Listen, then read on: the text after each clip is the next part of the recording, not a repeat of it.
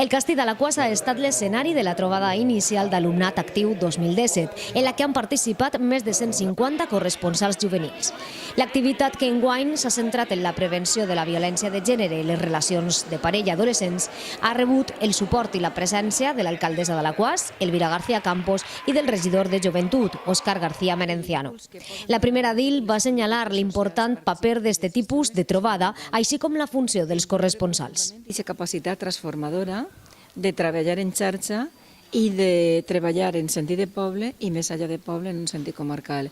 Aleshores, a mi me plena de satisfacció que treballem per la igualtat, treballem per els drets humans i el tema de la igualtat entre homes i dones, que també és una raó de l'encontre d'avui, és treballar per un món millor. Aleshores, que n'hi hagi joves així, a mi m'ompli d'esperança, d'alegria i de compromís.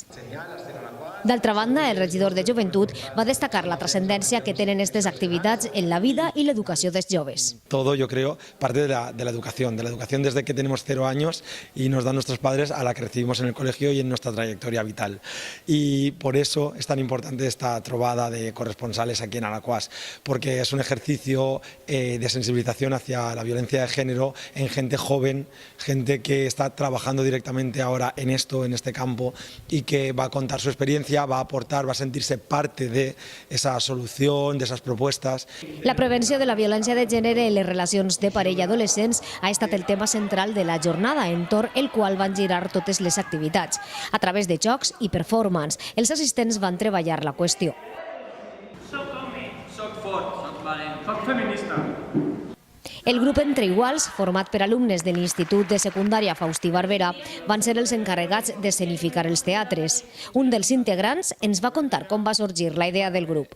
Desde hace 3 años tenemos un proyecto que se llama Entre Iguals, que lo propuso una alumna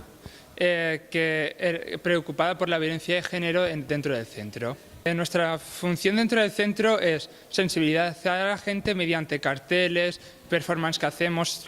La jornada, on van participar corresponsals de les localitats de Sagunt, Mislata, Xirivella, Alaquàs, Silla, Picassent, Paterna i Quart de Poblet, ha estat organitzada pel Departament de Joventut de l'Ajuntament d'Alaquàs i per la xarxa Jovesnet, i també va comptar amb la col·laboració de la Casa de Joventut Saucala, el grup Origami Teatre, el Departament de la Dona de l'Ajuntament i el grup Entre Iguals de l'Institut Faustí Barberà. Una trobada participativa que ha posat de manifest l'interès i el treball per la societat de joves de la Mancomunitat.